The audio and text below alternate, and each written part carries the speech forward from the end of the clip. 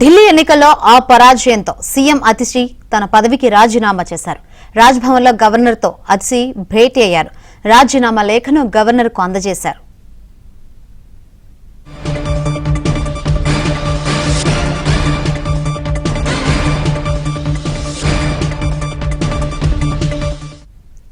ఎన్నికల్లో ఆప్ కన్వీనర్ కేజ్రీవాల్ సహా అగ్రనేతలు మనీష్ సిసోడియా, సత్యేందర్ జైన్ ఓటమి పాలయ్యారు. ముఖ్యమంత్రి అతిషి మాత్రం కాల్కాజీ నియోజకవర్గం నుంచి గెలుపొందారు. ఒక దశలో వెనుకంజలో ఉన్న ఆమె ఆ తర్వాత పుంజుకొని భాజపా అభ్యర్థి రమేష్ బిధూరిపై 3521 ఓట్ల ఆధిక్యంతో నెగ్గారు.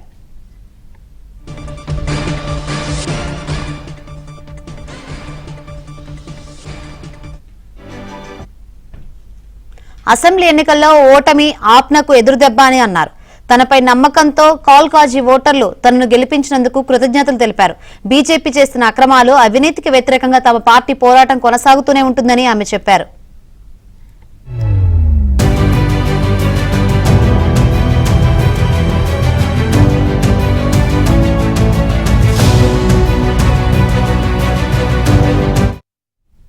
సీఎం పదవికి అతిషి రాజీనామా చేశారు. ఆ రాజీనామా లేఖను గవర్నర్ కు అందజేశారు.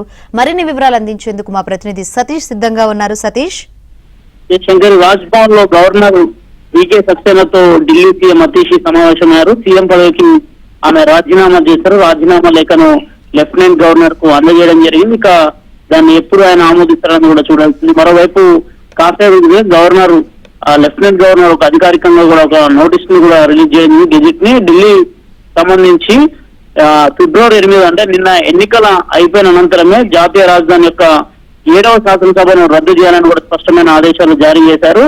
మరో సీఎం గా ఢిల్లీ సీఎం గా బాధ్యతలు చేపట్టారు కూడా అతీష్ని కొనసాగాలని కూడా గవర్నర్ రిక్వెస్ట్ చేయడం జరిగింది. ఇక భారతీయ జనతా పార్టీ ప్రభుత్వాన్ని ఎప్పుడు ఏర్పాటు చేసినా కూడా చూడాల్సి ఉంటుంది.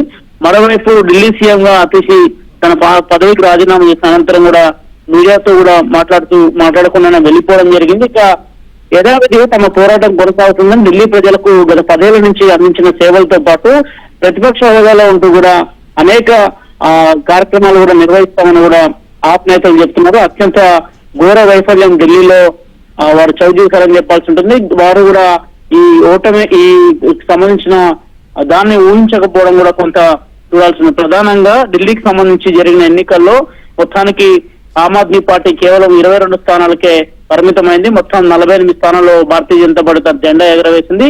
త్వరలో ప్రభుత్వాన్ని కూడా ఏర్పాటు చేయబోతుంది. Shankar, thank you Satish.